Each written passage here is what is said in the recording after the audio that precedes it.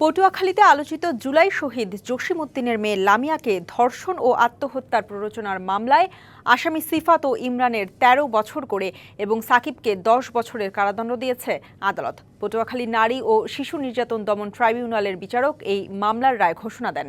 তবে রায়ে অসন্তোষ লামিয়ার পরিবার। উচ্চ আদালতে যাওয়ার কথা জানিয়েছে আসামিপক্ষ। জুলাই গণঅভ্যুত্থানে নিহত শহীদ জসিম উদ্দিনের বড় মেয়ে লামিয়া পটুয়াখালীর দুমকি সরকারি জনতা কলেজের দ্বাদশ শ্রেণীর শিক্ষার্থী ছিলেন। চলতি বছরের ১৮ই মার্চ সন্ধ্যায় বাবার কবর জিয়ারত শেষে নানা বাড়ি যাবার পথে দলবদ্ধ ধর্ষণের শিকার হন।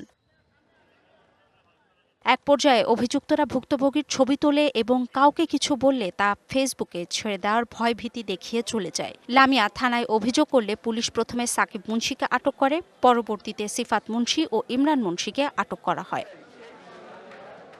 ধর্ষণের গ্লানি সইতে না পেরে ২৬শে এপ্রিল ঢাকায় নিজ বাসায় আত্মহত্যা করে লামিয়া। ৬ মাসের মাথায় বুধবার ধর্ষণ ও আত্মহত্যার প্ররোচনার মামলার রায় ঘোষণা করে আদালত।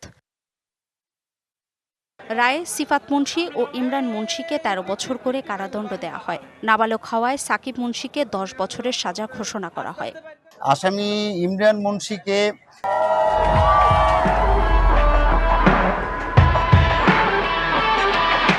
নারী শিশু নির্যাতন দমন আইনের সেকশন ৯-৩ ধারায় ১০ বছর, সিফাত এবং ইমরানকেও ৯-৩ ধারা অনুযায়ী ১০ বছর সাজা প্রদান করে। পর্নোগ্রাফি আইন ২০১২-র ৮-১ এবং ৮-৭ ধারায় ৩ বছর করে সাজা প্রদান করে।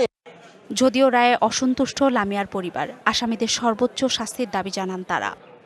আল্লাহ দেখেছে আপনি এটা রায় দিয়ে আপনি যেটা কইবেন কালাম বাইরে আমি মানি। আইনজীবীরা বলছেন এই মামলার রায় সমাজের জন্য একটি বার্তা।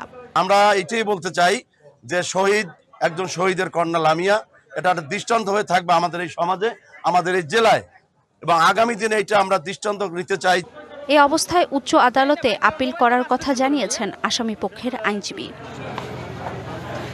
DBC news desk.